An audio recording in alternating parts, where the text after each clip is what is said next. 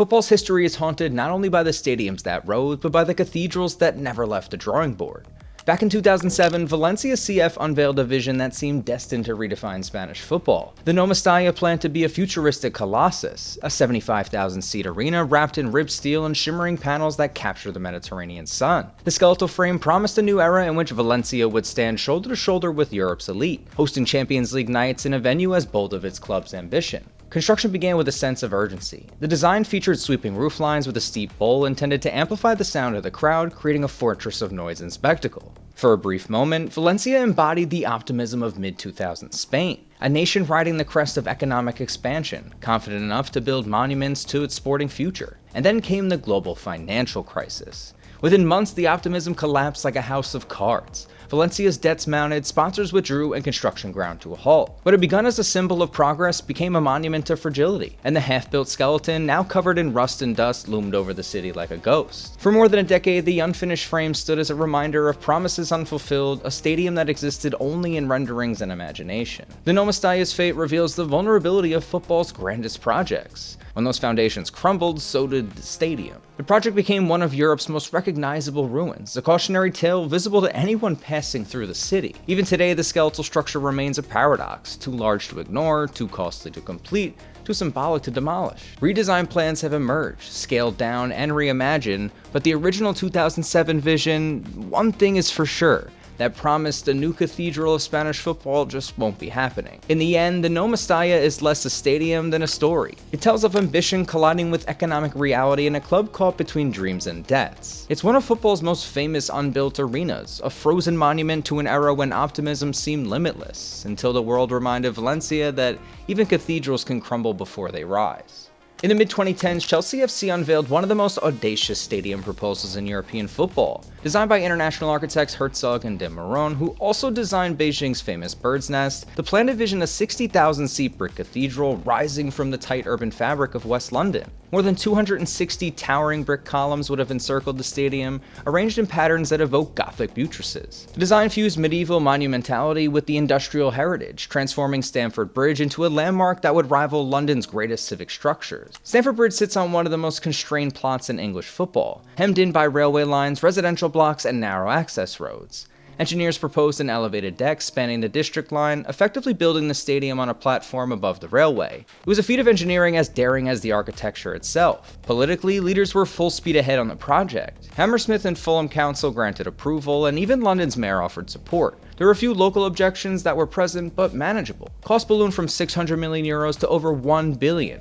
Straining even the resources of Roman Abramovich. Then, when UK-Russia relations deteriorated and Abramovich's investor visa came under scrutiny, financing collapsed. Without certainty of ownership and capital, construction could not begin. By 2022, Chelsea's new ownership group placed the project into indefinite suspension, opting to reassess long-term redevelopment strategies. The brick cathedral was shelved, leaving only renderings and architectural studies as evidence of what might have been. The unbuilt stadium remains one of the most striking visions in modern football. Instead, it stands as a symbol of grand ambition undone by geopolitics and economics. AS Roma unveiled the stadium proposal in 2014 that captured global imagination. The Stadio della Roma was conceived as a modern coliseum, a 52,000-seat fortress of stone and steel designed to echo the broken arcs of Rome's ancient amphitheater. Its outer ring featured panels resembling weathered stone, while the interior bowl promised steep stands that would trap sound and magnify intensity. For Roma supporters, it was a chance to anchor their club's identity in a venue worthy of the Eternal City. The ambition of a modernized coliseum extended far beyond football. The project envisioned an entire urban district in Tor di Valle, office towers rising beside the stadium, a pedestrian promenade linking riverfront parks, and a dedicated transit system connecting the site to central Rome. It was a sweeping plan to transform Roma into not just a football club, but a driver of urban renewal. But trying to build a stadium in Rome turned into a comedy of red tape. Every new mayor wanted their say, every committee added another hoop to jump through, and regulators piled on with warnings about floods and transport chaos. Then came the eventual corruption pros, because of course they did. What started as a bold vision of a modern coliseum quickly became a political circus, with more plot twists than a soap opera. The saga revealed a paradox at the heart of Italian football. Italy boasts some of the most rich Italian traditions in the sport, yet its stadiums remain one of Europe's most outdated. Roma's proposal became emblematic that national dilemma, a decade of ambition suffocated not by lack of vision, but by the grinding machinery of politics. By By 2021, the project was decisively abandoned. But the Tor di Valle design remains a striking reminder of what could have been. Renderings of the glowing Colosseum-like facade still circulate, haunting fans with the image of a stadium that might have redefined Italian football infrastructure. The Stadio della Roma stands as one of the most dramatic unbuilt stadiums in Europe. It was undone not by financial collapse alone, but by progress as kryptonite, bureaucracy. In the end, it became a monument of frustration, a modern coliseum that never rose, consumed by the very politics it sought to transcend. Few stadium proposals carry the symbolic weight of the cathedral, the populist design vision intended to replace Milan's legendary and old San Siro, built first and opened in 1926. Inspired by the Duomo di Milano and the city's glass-roofed Galleria, the design wanted to fuse Milan's architectural heritage with modern spectacle. Thousands of vertical fins would have wrapped the facade, shimmering in daylight and glowing at night like lanterns. Inside, a steep bowl promised state-of-the-art acoustics, hospitality tiers, and a compact intensity that would rival the best arenas in football. The cathedral would have been a statement of Milan's global identity. AC Milan and Inter, two giants of Italian football, agreed that San Siro, despite its history, could no longer meet the demands of modern revenue streams. The new design promised not only atmosphere, but commercial transformation, luxury suites, retail zones, and entertainment spaces that would anchor the clubs in the 21st century. But the emotional gravity and loyalty to San Siro proved overwhelming. Heritage groups fought tooth and nail to preserve and protect their stadium, arguing that the stadium's architectural and cultural significance outweighed any commercial rationale for demolition. Fans, on the other hand, were divided, with many unwilling to see the temple of Italian football erased. The city government hesitated, layering reviews, historical assessments, and zoning debates until momentum stalled. In the end, nostalgia won, and Milan's football temple wasn't going anywhere. The delay slowly began to mount, and both clubs began exploring alternative sites outside of the San Siro district, signaling their fading patience. By 2023, it was clear the cathedral would never rise. The project became another casualty of heritage politics, undone not by lack of vision, but by the emotional attachment of a venue that had hosted World Cups, Champions League finals, and generations of footballing memories. The cathedral remains one of the most striking unbuilt stadiums of modern football, and that sometimes the past proves too powerful to erase. Before the project captured headlines, AC Milan had already pursued a bold independent vision. In the early 2000s, the club commissioned Foster and Partners to design a massive 70,000-seat stadium that would break decisively from Italy's historically aging municipal arenas. The proposal featured a dramatic floating roof canopy supported by asymmetrical towers, giving the impression that the stadium hovered above its site. It was a design that promised intimacy, steep stands, and a fan experience more in line with England and Germany than Italy's sprawling bowls. European football was entering an era of commercialization, with clubs increasingly aware that modern stadiums could greatly transform revenue streams. Arsenal's Emirates Stadium was rising in London, Bayern Munich's Allianz Arena was opening in Germany, and Milan wanted to be part of the innovative pack and ride the wave of modernization. The Foster design embodied ambition, a venue that would symbolize Milan's global stature while offering cutting-edge hospitality and match-day atmosphere. Clubs didn't even own their stadiums outright, so Milan had to beg the city for approval. Locals complained about zoning and the environment, while officials added layer after layer of paperwork and bureaucracy. Eventually, financial conditions shifted, and without firm political or economic backing, the project lost momentum. By the mid-2000s, the project was abandoned entirely. Milan returned to historic San Siro, which was a stadium beloved for its history, but increasingly and massively inadequate for the demands of modern sports fans. The failure of Foster and Partners' design foreshadowed 2 decades of frustration in Italian football infrastructure. Today, the unbuilt stadium is remembered less for its specifics than for what it represented, a lost moment when Milan might have led Italy into a new era of football architecture. Instead, the club remained tethered to San Siro, waiting for modernization that never arrived. At the dawn of the 2000s, Liverpool FC was at a crossroads that seemed to be a similar issue for many teams at the time. The Stanley Park Stadium proposal seemed to be the proper and bold answer. It was a sweeping plan for a 60,000 to 73,000 seat arena that would replace the century-old Anfield and propel Liverpool into the Premier League's modern age. It would come with a sweeping roofline and a bold design for atmosphere and amenities. The project promised to rival Manchester United's Old Trafford and Arsenal's Emirates Stadium. The stadium was to rise on Stanley Park, a site adjacent to Anfield, symbolizing continuity while offering expansion. Renderings showed a gleaming modern fortress and a venue that would anchor Liverpool's ambitions in the 21st century. For supporters, it was both exciting and a bit unsettling. Like most purists and loyal fans, the idea of leaving Anfield's sacred turf for a new home carried emotional weight, but the economics of the project proved to be very fragile again. Costs escalated rapidly and political support wavered. Then ownership changes compounded uncertainty right there. When Fenway Sports Group acquired Liverpool in 2010, they reassessed the project with a cold eye, which is a nice way of saying it wasn't happening. Their decision became a proverbial nail in the coffin of the FC's dream. Anfield, despite being one of the oldest stadiums in the world, could be expanded more effectively than replaced though. The decision ultimately reshaped Liverpool's trajectory. Instead of abandoning Anfield, they simply reinvested in it. The main stand expansion in 2016 and the Anfield Road End redevelopment in the 2020s transformed the stadium into a modern powerhouse while preserving its heritage. The roar of the Kop remained, while amplifying the new tiers by seating and facilities. So while the team didn't quite get what they wanted, things still seemed to work out pretty well in the end. The Stanley Park Stadium thus became a what-if moment in football history. Had it been built, Anfield might have become a museum, a relic of the past. Instead, Liverpool chose continuity, blending tradition with modernization. In the end, Stanley Park was not a failure, but a fork in the road. It revealed how clubs must weigh economics against identity and ambition against belonging. In the early 2000s, Everton FC tried to reinvent itself with one of the most striking stadium proposals in English football. The King's Dock project envisioned a 55,000-seat arena rising on Liverpool's iconic waterfront. It was a pretty beautiful idea, with renderings showing a sleek, modern bowl surrounded by cultural venues, shops, and public spaces. It was essentially a football stadium that was the heart of an urban core that needed a bit of regeneration, while city leaders hailed the project as a symbol of Liverpool's resurgence. The stadium promised to anchor a new era, blending sport with commerce and culture in a way that reflected Premier League's growing global ambition. Everton needed a big team of investors to chip in, but as talks dragged on, the gaps in funding grew wider and wider. The club didn't have the cash to carry it alone, and when political partners bailed, the whole thing fell apart before a single brick was laid.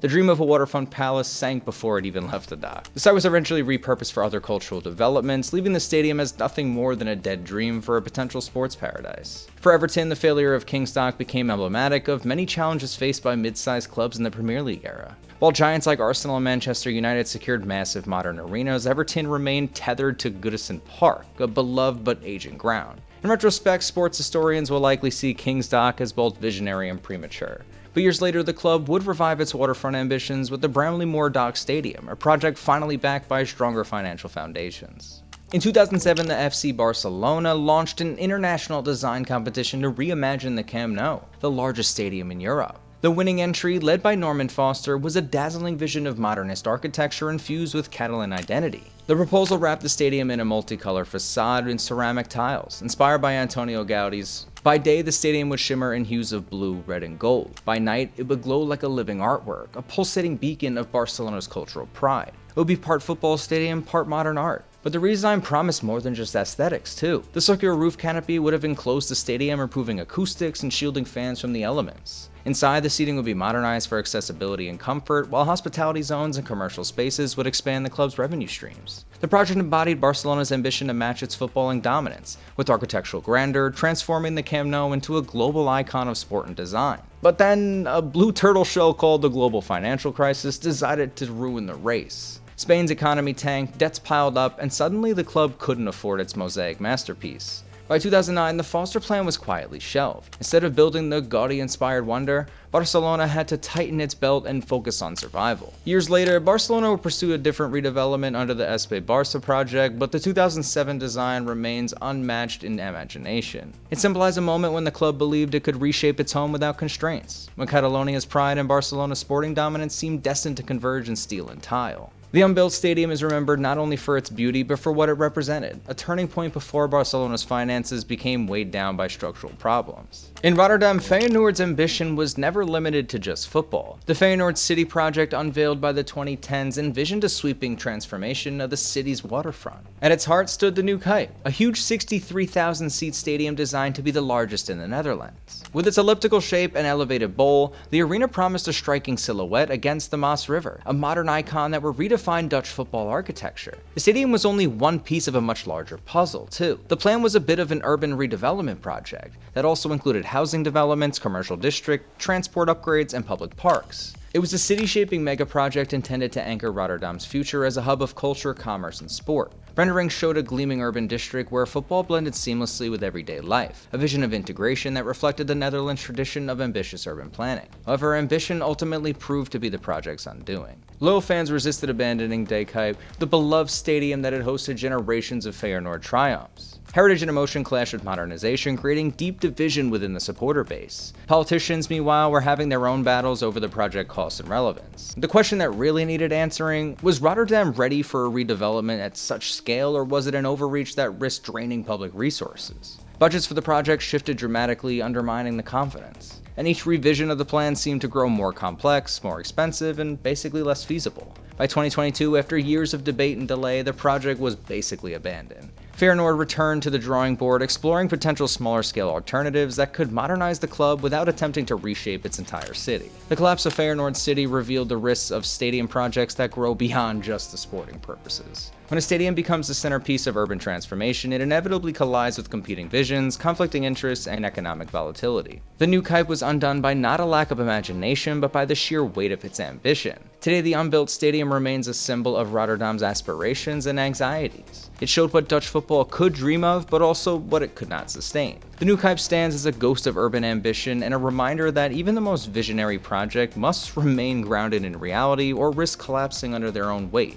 At the turn of the new millennium, CSKA Moscow wanted to position itself at the forefront of Russian football with a stadium project that was as ambitious as it was futuristic. The plan envisioned a crystalline roofed complex, a multi-tiered arena integrated with commercial facilities, training centers, and even entertainment zones. Initial renderings showed a gleaming structure that would tower over its district, a national-scale venue designed to symbolize Russia's sporting aspirations in the new century. The design was definitely bold, reflecting a desire to match the grandeur of Western Europe's new stadiums. The crystalline roof promised transparency and light, a modern counterpoint to the heavy Soviet-era architecture that still dominated much of Moscow's landscape.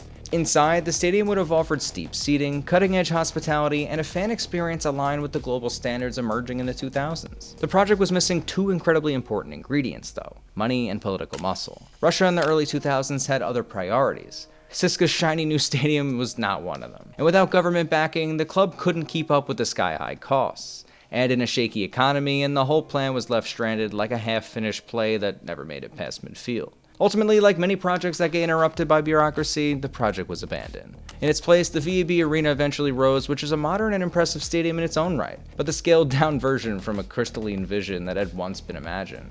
The contrast between the two projects is stark. One dream of a national grandeur, and the other a pragmatic solution shaped by financial constraints. In the end, the stadium that never rose tells a broader story about Russian football in the early 21st century. It's not hard to understand why so many stadiums fail. Sometimes the ambition and excitement can make teams forget the reality of dealing with politics, the economy, and the potential wrath of loyal fans. European football's story is written not only in the stadiums that rose, but also the ones that never left the drawing board. Valencia's Nou Mestalla remains the most visible ghost, a half-built skeleton left rusting on the city's edge, halted by the global financial crisis. Chelsea's brick cathedral showed how geopolitics and ownership uncertainty can derail even the most approved designs. And Roma's modern Colosseum revealed how bureaucracy can suffocate momentum, while Milan's cathedral proved that nostalgia for the aged San Siro outweighed dazzling architectural ambition. Liverpool's Stanley Park Stadium and Everton's King Dock project highlighted the fragile balance between economics and identity. Liverpool chose continuity, expanding Anfield instead of abandoning it, while Everton's waterfront dream collapsed under financial strain. Barcelona's Gaudi-inspired redesign embodied optimism before Spain's crisis forced retreat, leaving behind renderings of a mosaic cathedral that never rose. Feyenoord City revealed the risks of ambition that grow too large and collapsed right under the weight of competing visions. CSKA Moscow's crystalline stadium underscored the decisive role of political will, showing that architecture alone cannot sustain a project without state backing. Together, these stories illuminate a paradox. In order for a team to grow beyond, they have to dream big. But dreaming big absolutely means being constantly tested by forces beyond the pitch. Stadiums are civic monuments, cultural battlegrounds, and economic experiments, and their fate depends on far more than architectural brilliance. But what endures from these unbuilt projects is not failure, but insight. They reveal how football is shaped by negotiations over identity, urban space, and even the balance between heritage and modernization. They remind us that stadiums are vessels of memory as much as they are engines of revenue, and that the decision to build, or even not to build, can alter the trajectory of a club's history. These unbuilt stadiums are silent monuments to imagination and ambition. They show us that football's architecture is inseparable from politics, economics, and culture. They are proof that sometimes the most powerful stories are told not by what was built, but what was left behind.